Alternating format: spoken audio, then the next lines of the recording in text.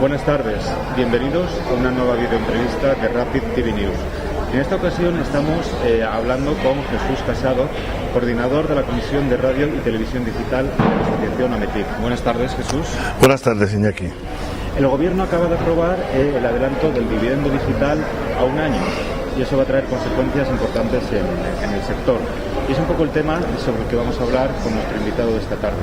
Jesús, coméntanos en primer lugar cuáles son los pasos y qué consecuencias trae este adelanto del dividendo digital que acaba de aprobar el Ministerio de Industria. En primer lugar, creo que es interesante que te remarque que para mí, profesionalmente, ha sido una sorpresa. Una sorpresa no esperada porque el tema del dividendo digital es de tal complejidad y todavía falta tanto por el proceso que me ha sorprendido el anuncio del ministro de Industria. Como referencia primera, vayamos al año 2009, que fue el año en el que el ministro de Industria, Sebastián, anunció el dividendo digital, que no es ni más ni menos que el cumplimiento de una normativa europea que dice que hay unos canales de televisión que hay que vaciarlos, liberarlos para servicios de la sociedad de la información. Y esto se sabe desde hace años. Pero bueno, llegó el momento y el ministro Miguel Sebastián pone el escenario diciendo: se va a hacer el tema del dividendo digital, que implica que hay que liberar en la primera fase los canales 66, 67, 68 y 69 de UHF para dedicarlos a servicios fundamentalmente de la sociedad de la información. Hablamos de telecomunicaciones, telefonía de cuarta generación y banda ancha, y ese proceso deberá de estar terminado para el 1 de enero de 2015, era la fase primera. La sorpresa que decíamos antes de ayer del ministro de Industria es que adelanta ese plazo en 12 meses, al 1 de enero de 2014. Yo no digo que no se pueda hacer, pero es un auténtico desafío. ¿Por qué? Porque el desalojar esos canales de programas de televisión supone un cambio en el mundo de la televisión de tal envergadura que habrá que ponerse muy rápidamente al trabajo, disponer de muy importantes recursos financieros y trabajar todo el sector de forma coordinada para que se hagan las cosas bien. Luego, entonces, en un principio, yo diría que el tema del dividendo digital, desde el punto de vista de la industria de electrónica de consumo, me preocupa más que otra cosa. Desde la asociación, ¿tenéis constancia de que el Gobierno tiene una clara estrategia para llegar a tiempo? No estoy en condiciones de poder afirmar, porque entre otras cosas el Gobierno es muy nuevo.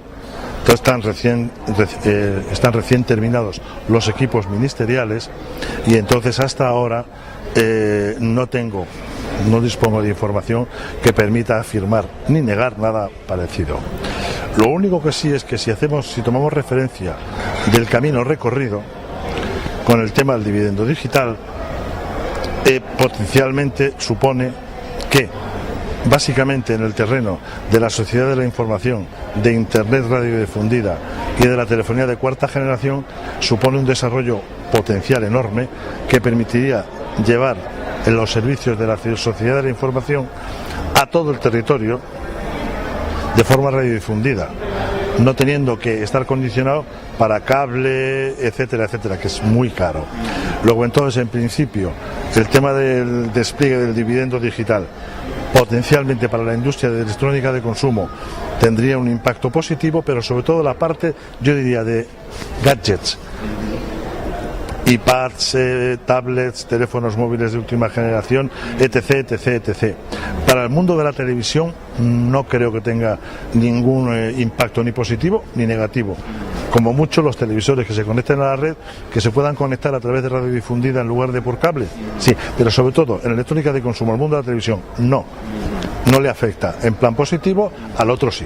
Me has pisado la siguiente pregunta, que era cómo afectará el dividendo digital a los fabricantes de electrónica de consumo, que son los socios de la asociación. Efectivamente, sí, porque es muy importante, porque estamos hablando básicamente del sector de las telecomunicaciones, y entonces efectivamente las telecomunicaciones tiene empresas en España de primera magnitud.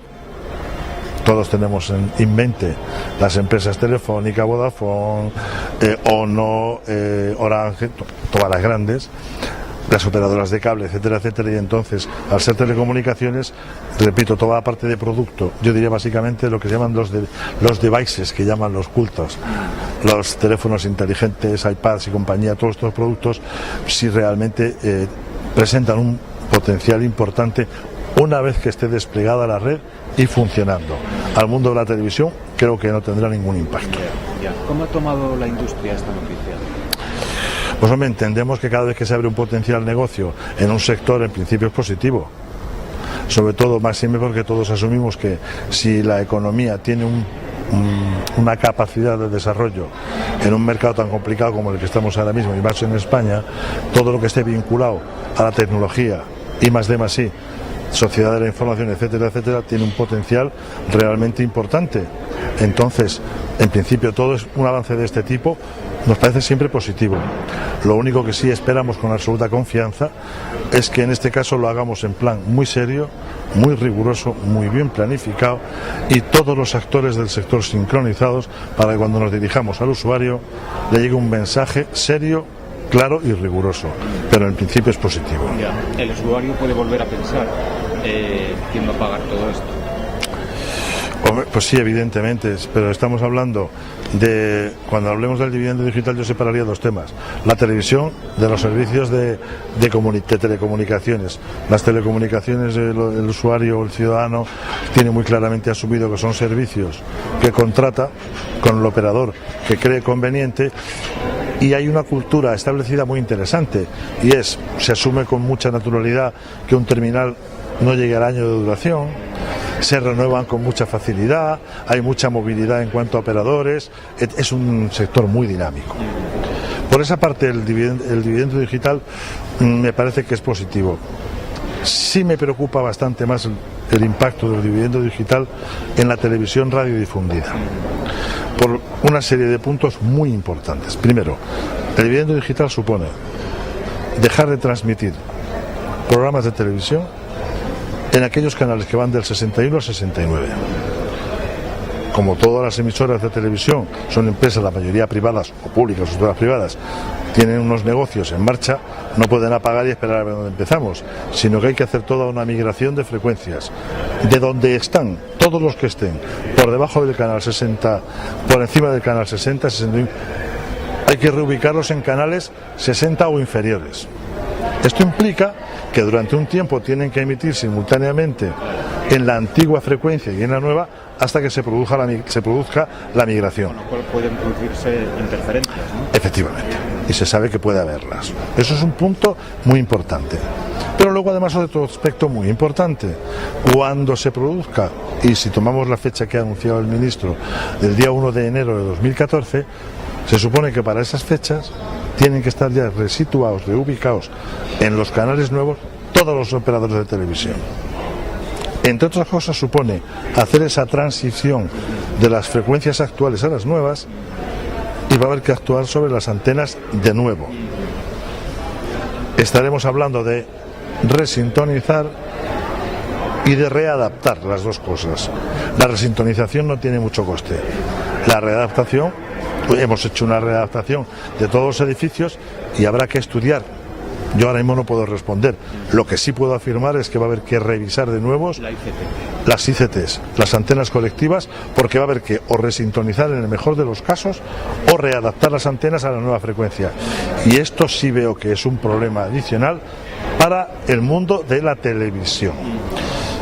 Evidentemente, a mí se me ocurre una serie de reflexiones, y es: desde el 61 al 69 es un enorme número de canales que, si se dedican todos al mundo de las telecomunicaciones, va a haber un desarrollo formidable de las telecomunicaciones. Lo que no tengo nada claro es cuál puede ser el modelo para la radiotelevisión, para la televisión radiodifundida ante un escenario de este tipo, sabiendo que vamos a Connected TV, sabemos que estamos hablando de streaming, en fin, creo que aparecen nubarrones sobre la televisión tradicionalmente radiodifundida. Me quedo aquí. Hablando precisamente de televisión, Jesús, ¿qué previsiones tiene la asociación AMETIC sobre la venta de equipos para la televisión digital este año? ¿Tenéis estudios, previsiones? Sí, por supuesto. es muy importante tener unas referencias muy concretas. Año 2010. Eventos olímpicos, campeonatos del mundo y apagón analógico. En España se vendieron más de 6 millones de televisores. Todos sabemos que eso era excepcional. Ese no es el mercado natural. El mercado natural español está en la línea de los 4. Y tomamos un 10% más o menos de horquilla, pues podemos hablar de 4.400.000 a 3.600.000. No lo discuto. Este año en el que estamos es año de eventos. Tenemos Campeonato de Europa y Juegos Olímpicos. Mi opinión, y lo hemos hablado desde la industria, es que este año estamos hablando de un mercado que puede estar en un mercado casi natural o maduro. 4.200.000, no esperamos nada especial. ¿Por qué? Porque estamos recién renovado todo el parque y los televisores, la mayoría, son para alta definición, por supuesto para TDT todos. Luego entonces no hay un cambio tecnológico. Es decir, este año esperamos un año normal, entre comillas, en línea con los mercados previsibles, sobre todo en un mercado como el de la televisión, que es un mercado muy maduro. Entonces este año no esperamos ningún gran boom.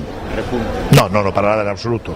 Iremos a un mercado natural y se está hablando de, tomemos el eje de 4 millones, 400, 400, más o menos puede ir por ahí.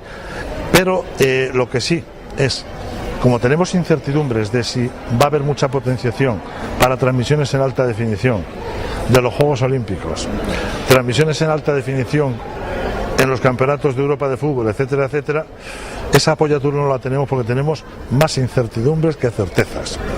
Luego entonces, en mi opinión, yo no utilizaría como un argumento potenciador de mercado la alta definición, porque no creo que pase en alta definición nada digno de reseña en el mercado español. Creo que seguiremos como mínimo, como máximo como estamos, si no iremos a peor. No espero nada. Es una curiosidad, porque se habla mucho de que la televisión en 3 dimensiones, estamos hablando de alta definición sin duda es el futuro. ¿Qué le ha pasado a la televisión en 3 dimensiones? ¿Está realmente muerta desde vuestro punto de vista? Yo diría, si es en España, la respuesta es una; si es en el mundo, la respuesta es otra. Danos las dos respuestas. La mundial. Se han vendido ya más de 21 millones de televisores en el 2011 preparados para 3D. Creo que 21 millones de receptores ya son importantes. Evidentemente, la televisión en 3D necesita, por supuesto, alta definición, como conoces, porque solo se puede hacer transmitiendo sobre alta definición. Pero también es cierto que desde la industria hemos dicho muchas veces que 3D no es un driver estratégico para la televisión, porque entendemos y el usuario sabe de qué habla. Los servicios de 3D están muy bien para contenidos concretos, que son atractivos. Hay otros servicios y hay otras cosas que, digamos, para mí carecería de sentido, según qué programas, no en 3D ni en HD, ¿para qué? No perdamos el tiempo, ni recursos, ni espectro, no. Pero sí hay productos, sí hay contenidos que la alta definición está muy bien. De hecho, se están anunciando grandes bloques de transmisión de los Juegos Olímpicos de Londres que van a ser en 3 dimensiones, en 3D. Luego entonces, yo decir la televisión en 3D está muerta, en absoluto. En absoluto. ¿Y qué me dices de aquellos agoreros que vaticinan que la ultra alta definición va a ser la sustitutoria de la televisión en 3 dimensiones? No, yo personalmente creo, y esto lo digo a título personal, que si es que en tecnología hemos aprendido que nunca podemos pretender llegar a ningún sitio. No, es un viaje continuo y una mejora continua. La alta definición ya está aquí, hace años, en los años 80 empezamos a hablar de ella. Bueno, la alta definición en España está por hacer, no así en otros países. La alta definición tiene su vida finita, porque cuando llegue un momento en el cual el producto se haya desarrollado, madurado y haya que ofrecer nuevos servicios a los usuarios, de hecho Japón ya está haciendo pruebas en la ultra alta definición. Sí, y llegará a la ultra alta definición, pero yo no la pondría en comparación con la 3D, no. La ultra alta definición es una enorme calidad de imagen y la 3D es un impacto, una experiencia audiovisual para según qué contenidos. Pero el usuario no necesita ni la alta definición ni la 3D para todo, no. Para contenidos de calidad, por supuesto. Y me parece que en ese terreno llegará la ultra alta definición y seguramente yo me atrevo a vaticinar que en unos años estaremos hablando de la televisión holográfica. Sí, por supuesto, y llegará. Entonces, ¿qué es lo que pasa? A mí no me preocupa eso. Lo que me preocupa es que los ciclos de lanzamiento, desarrollo, maduración y sustitución no se hagan bien. Y esto en España sí me preocupa muchísimo, porque tenemos nuestra queridísima TDT en mantillas. No hemos avanzado nada en ningún aspecto de mejora y estamos ya en la coronilla con ultra alta definición, con HBBTV, etc. Es decir, eso sí me preocupa. Pero que vaya a modificar y mejorar la tecnología es lo natural en el sector y el usuario lo acepta. No es el problema ese. Sí. Y ya, Jesús, tenemos que terminar, nos dicen, de realización. Muy bien. Te voy a pedir un pequeño favor. Tú, como experto de tantísimos años y representante también de esta asociación de la Comisión de Radio y Televisión Digital, ¿qué mensaje se les puede transmitir a las empresas, socios y no socios de Ametic, a la industria para este año? Yo sería positivo. Sí. Toda la coyuntura. Sí, pero por una razón muy sencilla. ¿Cómo no voy a ser positivo si tenemos todo por hacer? O sea, en televisión yo quiero ser muy claro. Lo único que hemos hecho es apagar la analógica el año 2010. El resto, ¿me puede alguien explicar dónde están las mejoras? Alta definición, pendiente. Subtitulación, seria, pendiente. Audiodescripción, pendiente. Sonidos digitales multicanales, pendientes. Ley General de la Comunicación Audiovisual, sin cumplir. Entonces digo, ¿cómo no voy a ser positivo? Si tenemos un potencial de desarrollo enorme. Lo que hace falta es un poquito de orden y sobre todo una cosa, seguridad jurídica para todo el sector y que no nos volvamos a encontrar lo que nos ha pasado a la industria, que se nos ha regulado la comercialización primero de los terminales para televisión digital terrestre y en segundo lugar se nos ha regulado prohibiéndonos vender televisores que no lleven el sintonizador de alta definición. Ambas cosas las suscribíamos. Lo que no es correcto es que no se haya puesto ningún tipo de obligación equivalente, no pido más, a los radiodifusores que no han cumplido con ninguna de sus obligaciones. Luego entonces tenemos una tecnología maravillosamente infrautilizada y por eso soy positivo. Eso sí, soy consciente plenamente de que la terrible crisis económica que tenemos para muchas cosas es la justificación perfecta para no hacer nada. Muy bien, Jesús, yo creo que el mensaje y los mensajes han quedado claros, tanto directos como subliminales. Gracias a ustedes por seguirnos una vez más en esta ronda de videoentrevistas de Radio Television España y hasta una próxima ocasión. Gracias, Jesús. Gracias a vosotros. Buenas tardes.